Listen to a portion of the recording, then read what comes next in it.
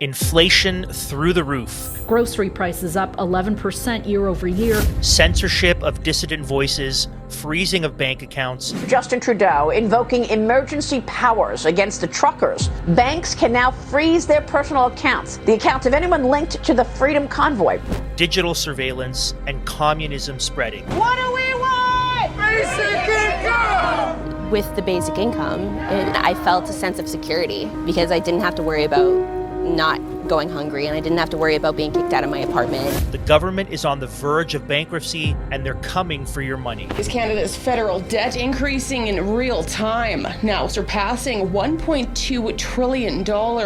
This debt is draining taxpayer dollars, with interest alone costing $54 billion this year. It's time to break free and start saving in money they can't take from you. Since 2013, the folks at Bull Bitcoin have one mission: destroy central banking. Bull Bitcoin is the most trusted Bitcoin company in Canada. They empower you to buy, sell, and pay bills with Bitcoin. They are 100% non-custodial, which means that you always maintain full control over your Bitcoin, allowing you to reclaim your financial sovereignty and secure your wealth for the future. Their customer support will assist you throughout the whole process, helping you get your hands on the hardest money ever created.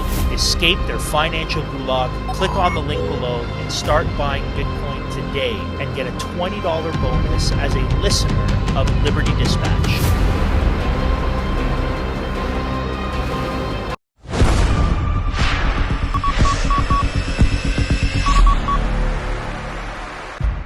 Greetings, friends, and welcome to a special edition of Liberty Dispatch Interviews. It is my pleasure to have on the show someone that has been on the show once before, but it happened to be in my basement in my studio when I was still in Kingston, and that is Mr. Harold Jonker. Harold is the owner of Jonker Trucking. He was a road captain for the Niagara region for trucks that went from Niagara to Ottawa for the convoy. He has served in town council in West Lincoln, and he has been a candidate with the Christian Heritage Party for Niagara West and involved with the party more broadly. There's been some big news in Harold's life, and so we're going to talk about that. We're going to talk about what's been happening in the last 2 years or so, what has recently happened, and what things look like moving forward, and we're going to take from that some good principles and some things that believers need to be thinking through and wrestling with in the days ahead. So, Harold, thank you so much for joining me on LD Interviews. It's great to have you again. Yeah, it's great to be here, Andrew, and very thankful for the work that you guys are doing and what so many Christians are doing, trying to bring the truth to this lost world. So, yeah, pleasure to be here. So let me set up our discussion. You are leading a group of trucks. You're the road captain for the Niagara region from Niagara to Ottawa. The trucks arrive on the 28th, 29th of January 2022. Your truck is not parked downtown. You're parked at Coventry, but you obviously, like me, like many people, are in and around downtown Ottawa. We're walking up and down the streets. There's the celebrations and the festivities and the free coffee and the food and the prayer ministries and things happening on Parliament Hill and the dancing and the flag waving. I mean, it's an extended 3-week Canada Day celebration. That's what it felt like for those of us who were there. Or for many of us, it was daily kind of prayer meetings and times of singing and worship on Parliament Hill. So it was a very unique time in our country. Eventually, the Emergencies Act, but really the War Measures Act, is invoked by our Prime Minister. Police services from all over the country, literally from Vancouver to the East Coast, are brought in. They squash the protest. People are ripped out of their trucks. People are arrested. People disperse. All the trucks are moved out of the downtown core. Everyone goes home, and things kind of settle. So this is February 19th, 2022. Things settle. We kind of get back to regular life. You get back to running your trucking company, being involved in the political sphere, being involved, whether it's town council, whether it's with the CHP, things kind of go back to normal. And then 15 months later, after the convoy ends, you get some news. So for our audience members who may not be familiar with your story, which would be anyone who's, I don't know, found out about our show in the last week or so, 15 months later, what happens after the convoy's done and you've kind of, gotten back to normal life, as it were? Take us through what happens next. Yeah, basically, life was back to normal. I had dealt with a bit of a mess with the township. We were back to our Zoom meetings, regular town council stuff, and I got investigated by the code of conduct police officer. I shouldn't say police. Our lawyer from our code of conduct. He found me guilty of participating in what was deemed an illegal protest.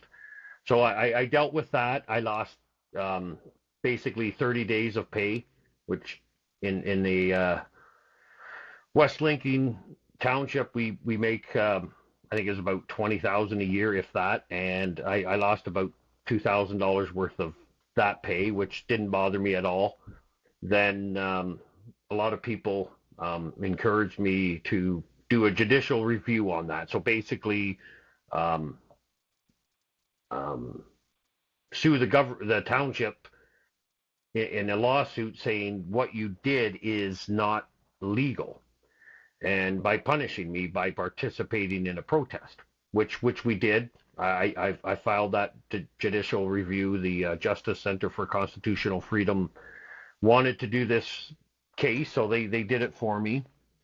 But yeah, so we lost that judicial review, but yeah, we were back to normal. We were working. I was actually doing a run to BC for Cottage Country Candy, Schulten's Candy. They sell candy across the country, and a good Christian company. So if anybody's out there looking in a variety store and thinking about buying a bag of candy, make sure it says Cottage Country on it. They're a great company to Ruben, support. But I know Ruben and I know Jack well, so they're good people. Yeah. We shouldn't be doing commercials while we're doing a podcast. But anyways, I was That's doing okay. one of their I'd love for them to sponsor the show. I have no problem with that. So I was doing one of their runs, and I was actually out in Edmonton, and I get a phone call from my son saying, "Dad, the Niagara police were just here. They're looking for you." I'm like, "Oh, really? That's interesting. Like, I'm not a criminal." So, and the funny thing was, my wife said, "Oh, they're probably wanting to get a hold of you because you just filed a police check for my my son's grade 8 trip. So as a volunteer, you're gonna go up to Ottawa with the class." But so she kind of thought, well, that's probably something to do with the police check. I kind of went, yeah, I doubt it. So I said, well, I'm out here. I don't know what they're gonna do. So I actually was at a brake check in the mountains where you got to stop, make sure your brakes are all working. And once you get out in the mountains, your service is not the best. So they actually called me when I was at the brake check, the Niagara officer, and said, yeah, there's a request. We've been requested by the Ottawa police to arrest you, but your son says you're trucking. And I said, yeah, I'm out here in the mountains. So he said, well, you need to turn yourself in. Well, I can't do that right now. I got a week and a half before I get home. So he suggested that I reach out to the Ottawa police and let them know what's going on and whatever. So I ended up coming home that weekend, flying home, turning myself into Niagara police and being arrested and charged with 4 counts of 4 criminal charges. So I was charged with mischief, intimidation, and then 2 counts of counseling an uncommitted indictable offense.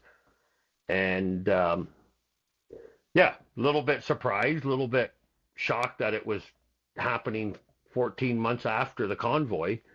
And yeah, we ended up having to get another lawyer involved with my life, right? Every lawyer does different things. So I had called my lawyer that was working with the township thing and told him what's going on. And I basically said to him, well, I'm probably going to have the police come pick me up and throw me in handcuffs because this is ridiculous. And he said, oh, Harold, you don't want to do that. Turn yourself in, which I did. I came home that weekend and turned myself in, and yeah, it's been, I guess, almost 2 years since I've turned myself in that I finally had a trial, and yeah, it's been a bit of a crazy whirlwind, that's for sure. Well, that's how we first met in person, because on the way to Ottawa, so I'd reached out when I found out about your story, and I Yeah, asked you about interviewing you, and you said, "Oh, I'm kind of busy. I'm on my way to Ottawa." And I said, "Well, I live an hour and a half from Ottawa. yeah, Why don't you stop by and we'll do an interview?" And we did, which was good. I just want to draw to people's attention, because they might not put all the pieces together. But the code of conduct with the with the town council, that we've talked about this before. It was in June of 2023 that Ontario passed Bill 98, and Bill 9. So this is about a year, and maybe a year and a half after convoy stuff went down. But Bill 98 is what gave town councils and city councils the authority to create brand new codes of conduct, which were never a part of town council or city council before. And then it gave the integrity commissioner vague and vast powers to punish people, to censor them from coming to meetings for 3 months, docket them for pay for up to 90 days at a time for each infraction. So this was one of the things that came out of the Freedom Convoy War Measures Act. Bill 98, Bill 100 was another example, which was kind of the War Measures Act light. So you're essentially getting pinched from all these different directions by all these pieces of legislation that were passed in the middle of what was going on in our country at the time, which, I mean, are really lawless. They're unjustifiable laws, and clearly no one should be found guilty for breaking these silly, stupid laws. But so you're kind of pinched from every direction, and then so you said about 2 years, right? So your trial was just this last May, yeah. and so finally, after all this time, after all these 15 months, you're charged with this. The town council and their totalitarian integrity commissar coming at you. So you finally have your trial. Was it 2 days, 3 days? Yeah, it was a 3-day trial, and 3 day yeah, trial. just to get back to the integrity commissioner, the code of conduct. What I really liked about the Justice Center for Constitutional Freedom, what they said in the press release when they said they were going to represent me and in this integrity commission mess, was that these code of conducts are being used as weapons to shut people up if they disagree with what townships are doing. And it's basically they're shutting down democracy, and that's the concerning thing. So that's why the JCCF really wanted me to, take this to the courts and say that this is illegal. And sadly, we actually lost that argument, and we're still waiting to hear back now from the judges and the justice system on how much I owe the other side's lawyers, right? So basically, they're weaponizing the system is being weaponized against anybody who wants to disagree with what's going on in this world, and we see that in everything, right? So it's just very concerning where things are going, and there doesn't seem to be any checks and balances anymore in what we can do. But yet we got to keep speaking the truth. We got to keep trying to. There's a whole pile of counselors and school trustees who are dealing with this mess now, and it's getting harder and harder to speak the truth. But we just got to keep doing it. So yeah, that's kind of where that township thing went, and then yeah, basically that at the end of the day, you're physically. It didn't bother me physically, maybe mentally sometimes here and there, but you just keep going and going. Now, you know what? I need to speak. We're called to speak the truth as Christians and keep going, and we keep doing it. And then it was finally time for my criminal trial, and I had a very good lawyer that um, kept giving me advice saying, no, you don't need to testify. I want to testify. I want to speak, right? That's what we're called to do. So he he did a good job, and yeah, the trial was only 3 days, which was surprising for myself, and I think a lot of people were a little shocked.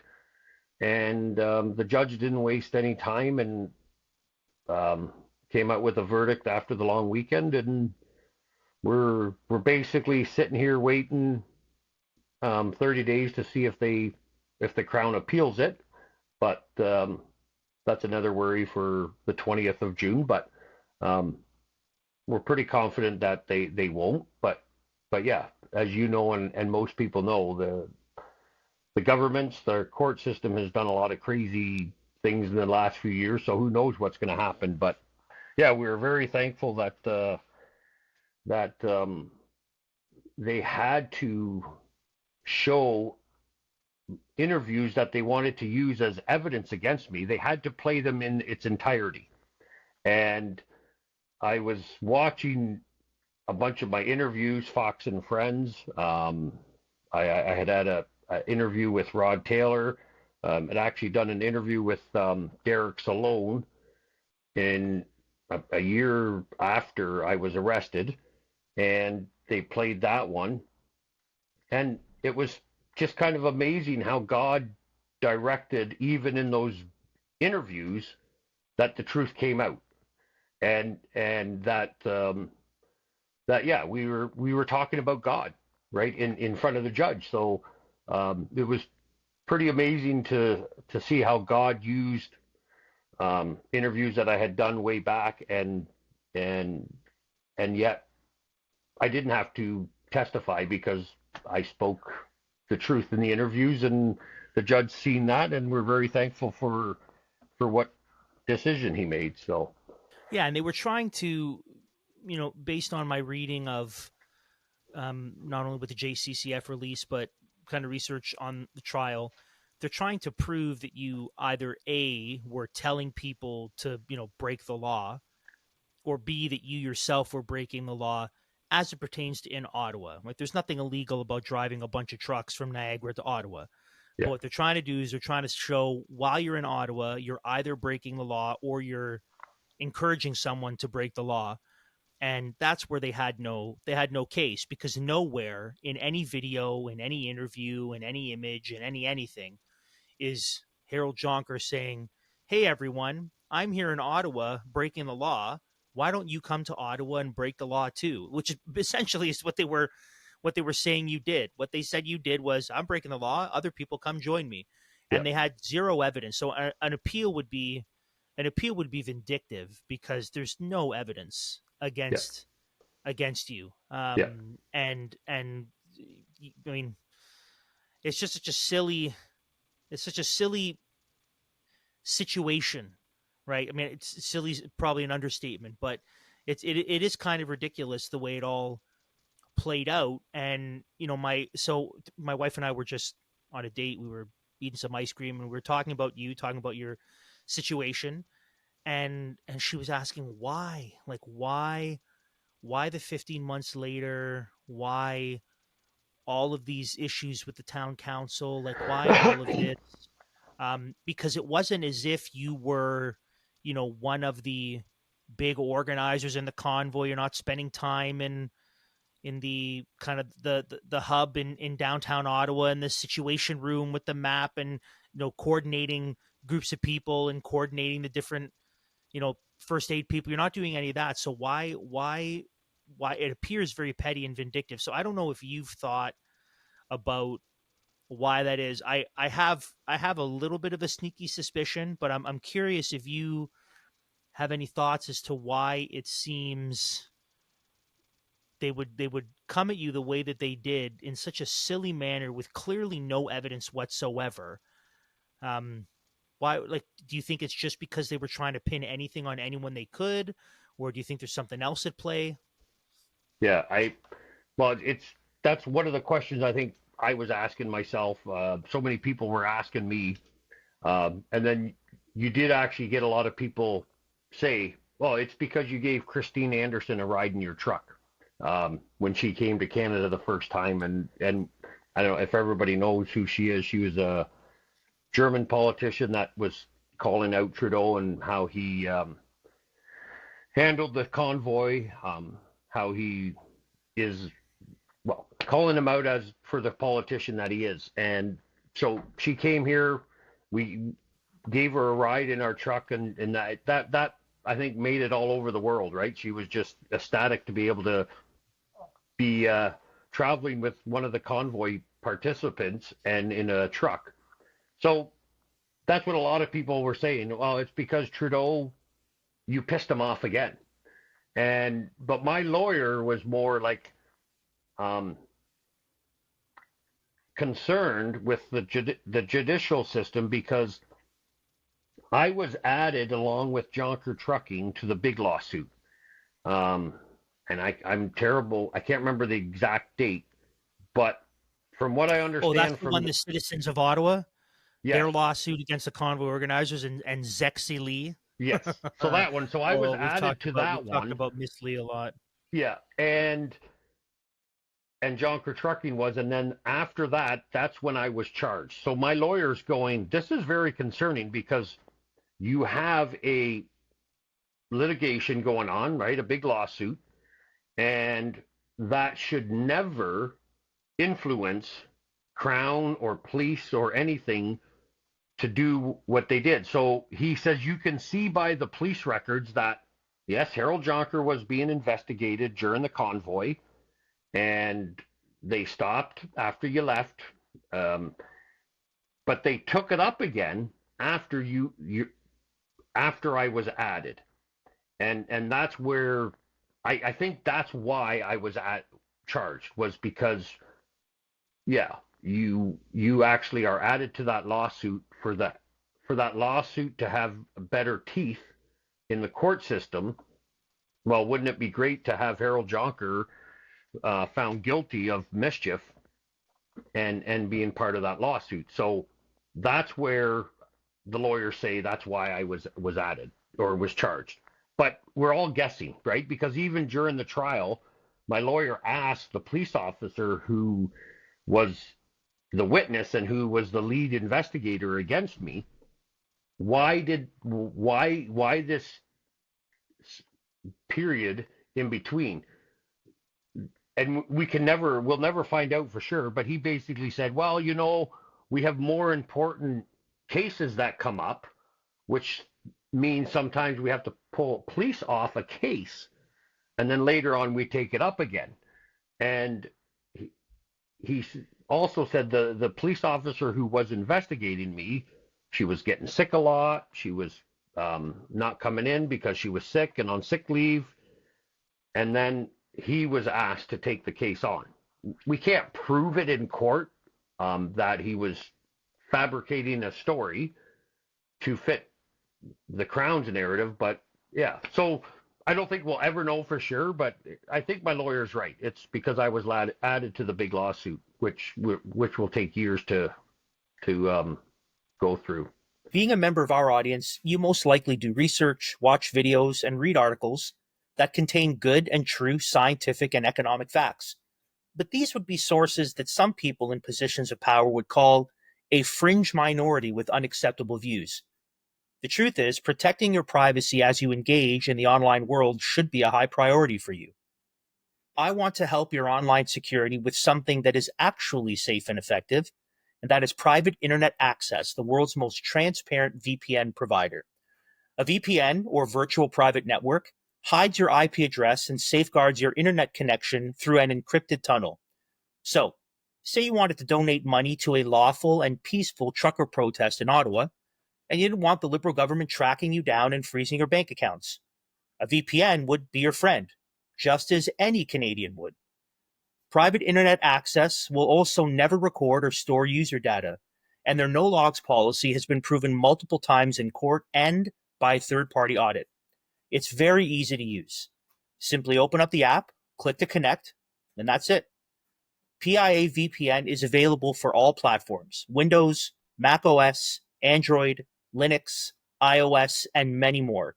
You'll also get to protect your entire household with one subscription. Our audience has access to an amazing special offer. If you sign up with private internet access by clicking on the link below and going to piavpn.com/Liberty Dispatch, you will grab a discount of 83%. That's just $2.03 a month. And you'll also get 4 extra months completely free. I don't know if you've seen the price of eggs recently, but $2.03 a month for online peace of mind is incredible.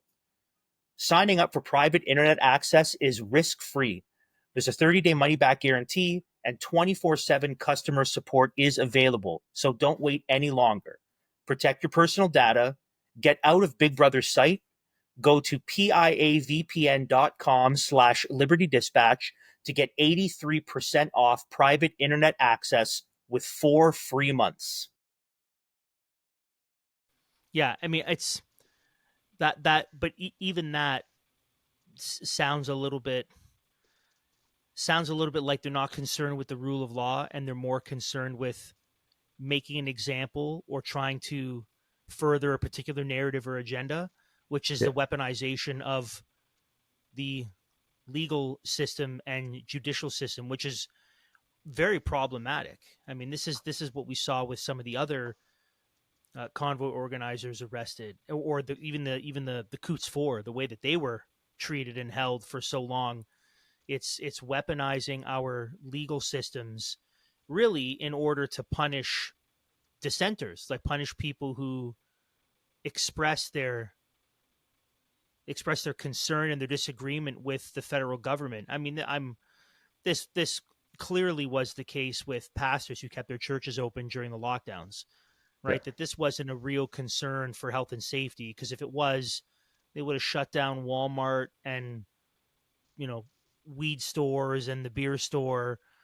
But these pastors who dared keep their church open and tell the state, you don't have the authority here, the state said, well, we're going to make an example out of you. You can't speak out against us, right? Tyrants don't like when their rule is opposed. Yeah. And it smells like a lot of that. Yeah. And I mean, you have everything working against you, right? You are a trucker. So you were a hero for the first year and a half, but then because you wouldn't take the poison, now you're a villain. So now you're a bad guy, even though you were a hero. You're also a Christian. That's bad. That you've run for a Christian party, that's also bad. Yeah. Involved with town council, bad. Oh, and you drove around that racist alt-right German politician, that's another bad thing. So you have all these things layered against you where it just seems like you're an easy target, right? Yeah. Like everything is working against you because you're not a preferred people class. And it just smells like petty tyranny to me. Yeah. Yeah, and that's somewhat of it. Part of it too is like anybody who has a position of where their voice is going to be a threat to the narrative, they have to shut it down, right? So you see it so often. Like you look at Helen Grouse, the police officer from Ottawa, right? She was punished for, how dare you even investigate excess death in infants, right? And it's kind of interesting because I met her quite a few times now, and she came to the trial a few days, and she said it kind of nicely. She goes, it's kind of funny, hey, Harold, like they think we're just going to stop talking. Well, that's not what we're supposed to do, right? As Christians, we're supposed to do the right thing. And that's where I think as Christians, we have kind of failed in our society, right? We're always kind of like, well, you got to be careful. Well, you have to do this, and yeah, but this. And it's like, no, it's pretty simple. Just speak the truth, and you can't compromise on it. And I think that's maybe part of it, right? That they, like, yeah, these truck drivers came to Ottawa, and this guy he's a town councillor. He's got a position that he might be a threat to us if he keeps speaking out. And the mayor was the same way here. Like anybody who dared question the narrative definitely gets yeah, you might have a target on you, but at the same time, that's fine. We just have to keep speaking the truth, and that's where I think that's where we're at. Like it's a lie or it's the truth, and you got to keep working at bringing the truth out. And speaking the truth and backing it up with action, right? I mean, Yeah. so you've served in town council, you have run as a federal member of parliament, and so you've actually done the work of trying to engage in the political realm, in trying to be a Christian voice in politics, and that's something that like a lot of well-meaning and sometimes misinformed professing Christians, they wrestle with this. They wrestle with the, Christians. I mean, this came to the surface during the whole COVID era. Oh, politics and the church, these are two totally separate, distinct things.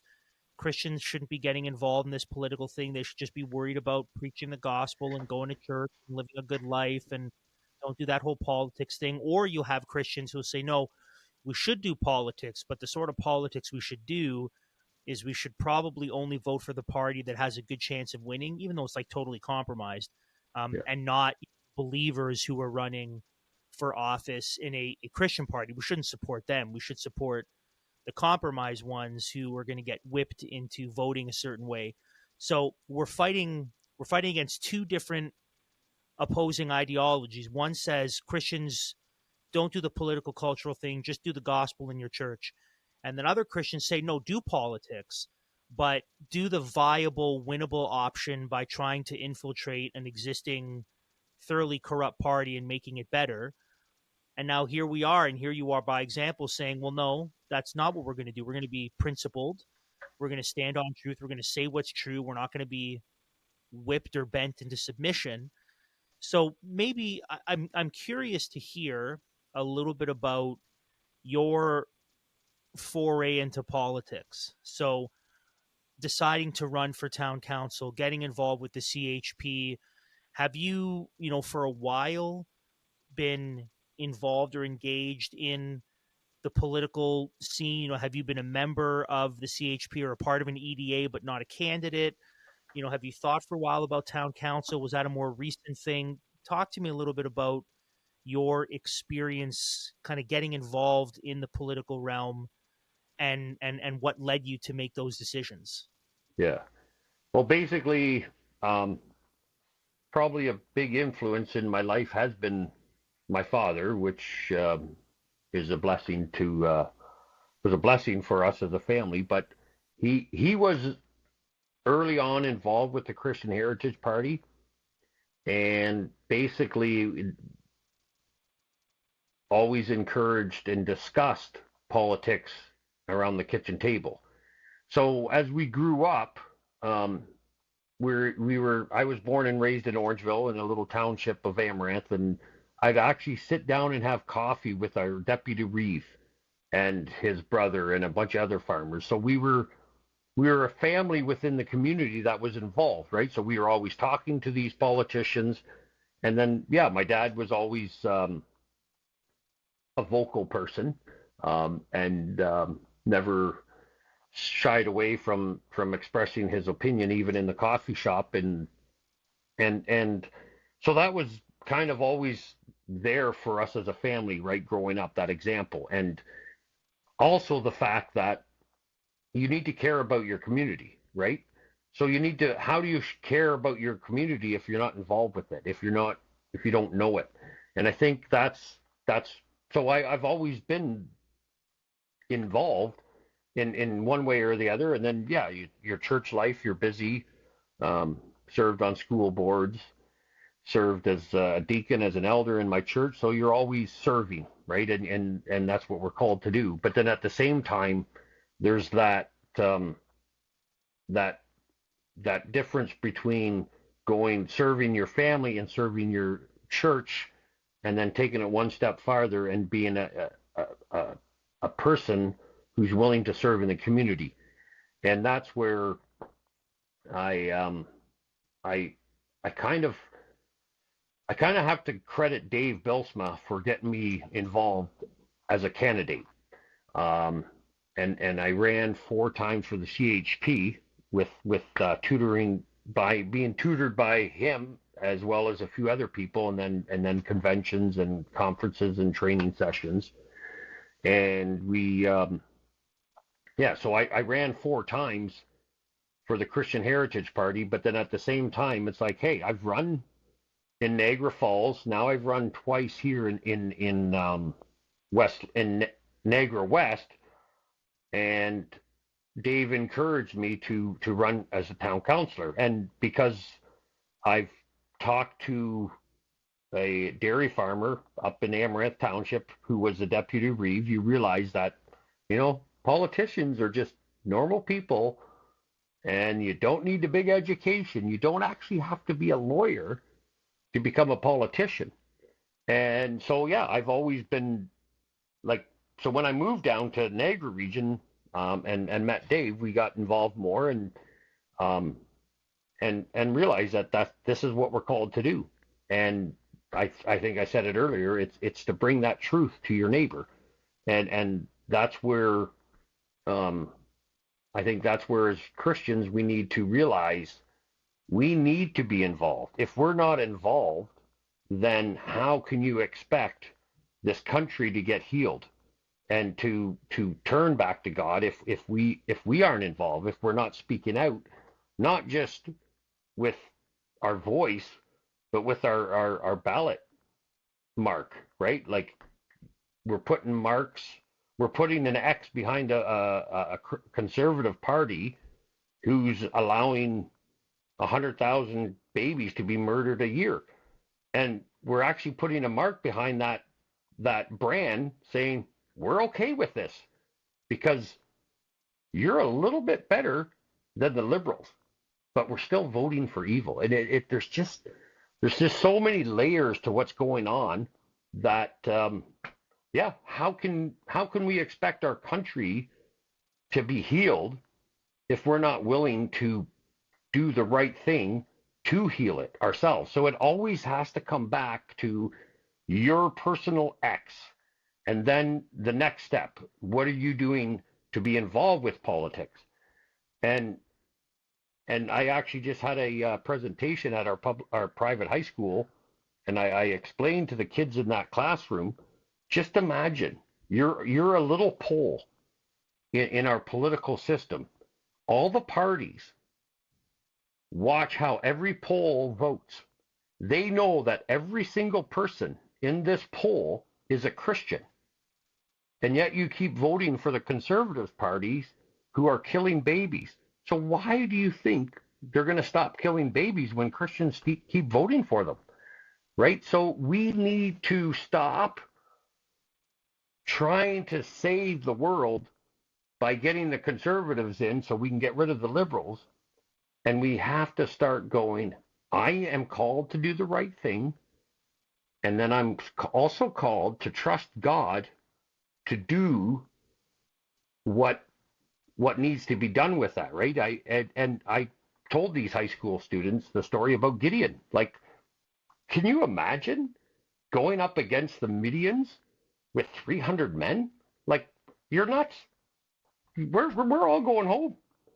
That's our mentality right now. As Christians, we're like Gideon going, we don't have enough numbers. There's no chance that we're going to win. So we go home. Whereas Gideon went, you know what? I've doubted you. I've not trusted you, God, but I'm going to listen to you here. And he did an unbelievable thing with 300 men. And yet we as Christians can't do that here. We keep thinking, well, but we got to get the liberals out or whatever. And then there's also the argument of, well, Christians and politics don't mix. And they use that, the quote, I think it's Abraham Kuyper. I might be wrong. It might be another Dutch fellow that said, you got to keep the church and state separate. And we actually start misusing that statement. It actually was not that the church stays out of politics, but that the politics stays out of church. And that's what we've kind of become. We've become Christians who have pulled away from the public square when we're supposed to be engaged with it. So why, I have a question. Why do you think that is, right? So in your experience, I'm sure you've had many people, many believers, professing believers inside of the church explain to you why and give their reasons for why Christians shouldn't run for politics, or why this over involvement in politics, it doesn't really matter. What do you think are some of the reasons that professing Christians give or believe as their justification for, so forget about the voting thing, who Yeah. the party they vote for, I think that's another issue. But the saying Christians don't get involved in politics, that's not our realm, that's not something that we're supposed to deal with. What are some of the reasons why, maybe that you've been given or people have tried to convince you with, why Christians shouldn't get involved actively in politics? What's stopping people from doing what they should? Again, not everyone should run for office. Not every Christian should run for office, but there are many who should. And what's stopping them? What excuses are they giving themselves, or what are they hearing from other people that's convincing them not to run? Yeah, I think what a lot of people are hearing is that Christians don't belong there, right? Like it's an evil, messed up part of society. So why would you want to be there? And they're somewhat right. Like when you look at what's going on in Toronto, right? When you look at what's with the conservative Doug Ford, when you look at what the Liberals do and how they run things, yeah, how in the world would you want to be there? It's dangerous, right? You are going to be, you're going to be a target, one way or the other. But what's happened is people are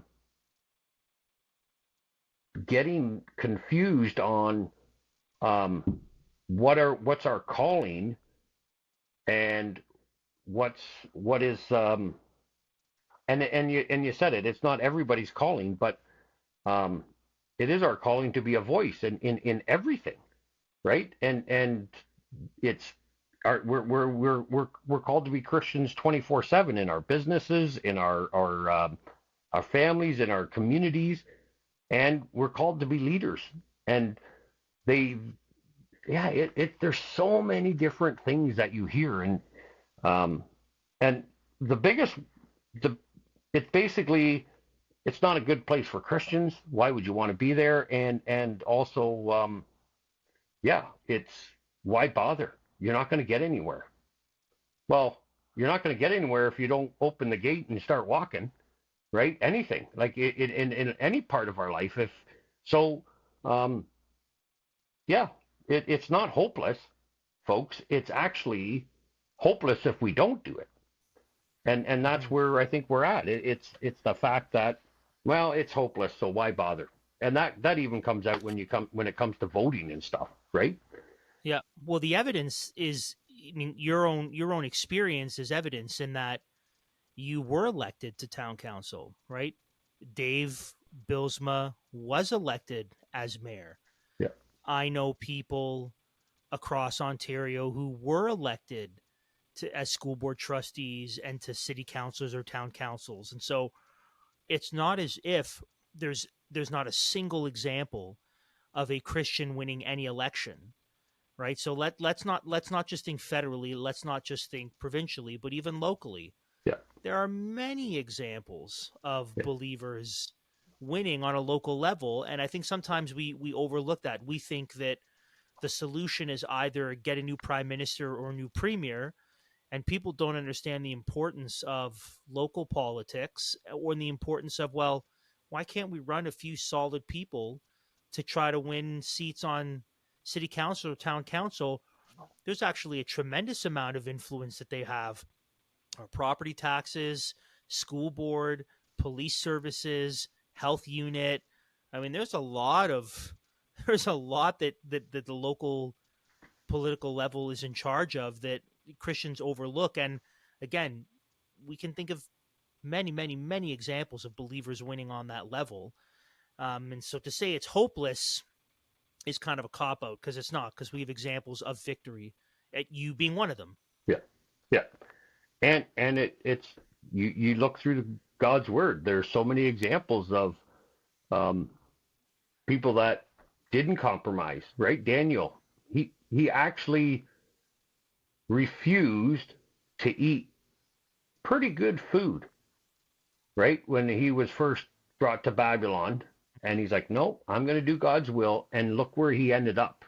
Right, basically number two or number three in the political influence of the Babylonian Empire. And but yet he didn't compromise, and he didn't say, well, it's hopeless. I'm a Jewish captive, and I it's hopeless. So why would I bother doing this? No, it might be hopeless, but I'm going to do the right thing, and who knows where God goes with it.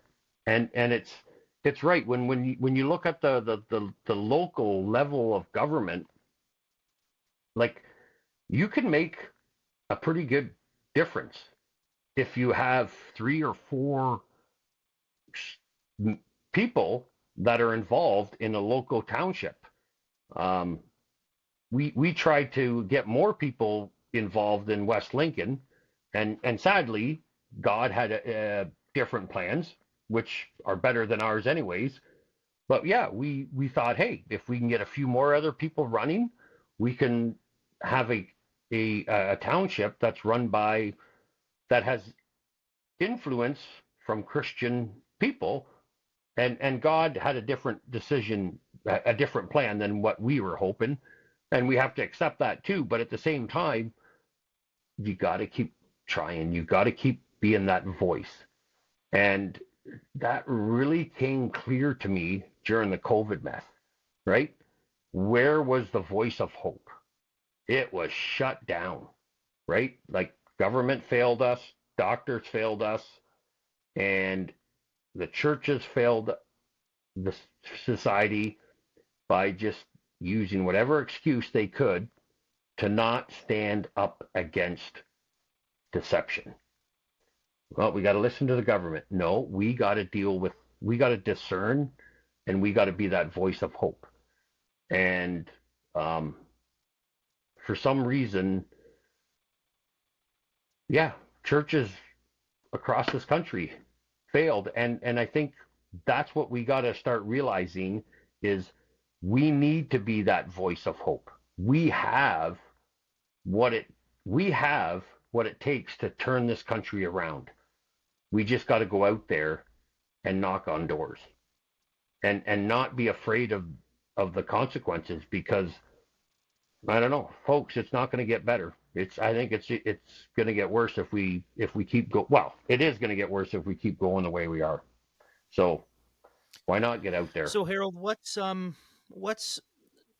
next for you personally, legally, politically? Kind of, obviously, you need to be sensitive of certain things you can and can't say with ongoing lawsuits. But so legally, what's next in terms of what sort of either decisions or rulings are you waiting for, or what stuff is pending that you're a part of? What's next for you politically? Have you thought about whether it's town council or federal or provincial? And then also, if personally, what interesting or important information would be good that our audience can know, that they can be mindful of, be praying for you, encouraging you. So what's just over the horizon for you in those three areas? Yeah, well, basically, I've been telling people I'm taking a month off. I'm going to have a bit of a break. But yet it was kind of funny. We just had a federal election, and I was kind of sad that I couldn't run. I knew I had my trial coming up, so I had told the Christian Heritage Party that, yeah, I better not. If there's going to be a spring election, I can't run. And sure enough, there was. So I didn't run in the last election, and which kind of was a disappointment in a way, because I would have loved to see where people here would vote for, right? And so I had to sit the last election out. So I definitely was a little bummed out by my wife's words of wisdom to say, take a break. You're not running. And now it's more kind of like, yeah, I do need a break, but at the same time, you still got to speak when the opportunity is given. So we're looking forward to a bit of a quiet June. Yet I'm still personally busy, and then we'll see what the summer brings. We're definitely going to stay involved with the best federal party out there, with the Christian Heritage Party. We're going to help them where we can.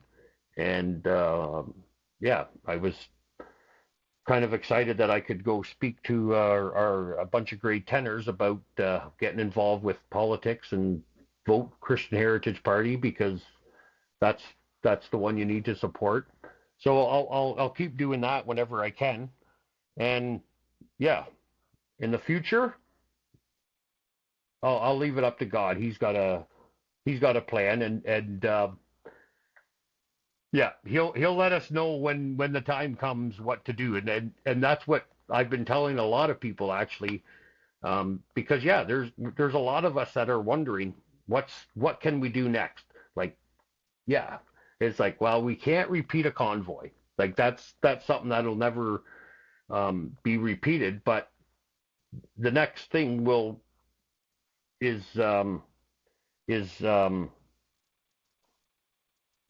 we got to speak one way or the other, and how that happens, that's up to the Lord. But at the same time, we always have to be willing to do that, right? And that's where yeah, who knows what God's got in plans for me, but I definitely know that we'll keep speaking the truth and taking the opportunities as they come. And yeah, I've been talking to staying in touch with Derek Stallone. Not that I'm going to consider running for the Ontario party, but they seem to be a pretty good party with that needs some growth maybe, or some involvement. I'm not sure. And then yeah, whatever the Lord has in store for me, that's what we'll do. But definitely, yeah, we got to keep bringing the hope of our Savior to this world, right? And you got to do that with our families. We got to do that with our communities, and then allow that to go farther and farther out, right? So, but. Well, Harold, I really do appreciate that you took some time to give an update, talk about what's been going on in your life, and think about the future. I'm thankful for the time. I'm grateful for the decision that you were found innocent of these ridiculous and bogus charges. I'm hopeful that you'll be able to sort out the town council stuff, especially now that indeed you are innocent and it's been proven that you haven't done anything illegal. So that works in your favor. And, obviously we'll keep in touch, and we kind of roll in some of the same CHP circles. So I'm sure I'll see you at a convention or AGM or meeting or something at some point again. But yeah, I'm thankful for you taking some time to join me on Liberty Dispatch interviews. It's been a good discussion, and it's been good to catch up with you. Yeah, good. No, it's definitely, I don't know. It's definitely always a blessing to sit down with a fellow brother and, yeah, just enjoy each other's fellowship is always a beautiful thing. So very thankful for the opportunity to be here, and yeah, keep up the good work. Right. It's one word at a time. It's one moment at a time. And you never know when your voice will do something for God. So keep speaking. Well, thank you, Harold. And again, thank you for watching this episode of Liberty Dispatch Interviews. Friends, until next time, Galatians 5:1. Liberty Dispatch has been brought to you by SDG Media. If you want to stay in touch with us on all things Liberty Dispatch, join our email list, or support the show, head over to ldcanada.substack.com.